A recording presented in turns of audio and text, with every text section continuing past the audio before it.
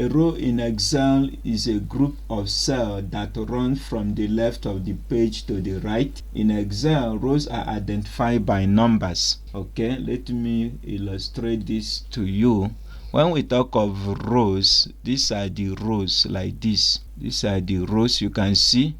The first row is represented by 1, and you can see the second row represented by 2, and so on. You can get up to more than 1,000,000 rows. They are represented with the numbers. These are the rows. We have row 1, row 2, row 3. As you keep on adding data, the rows will be increasing. What you should bear in mind is that the rows are represented with a number, while the columns are represented with a letter. Alright, that is how to identify row, guys. Thank you for watching.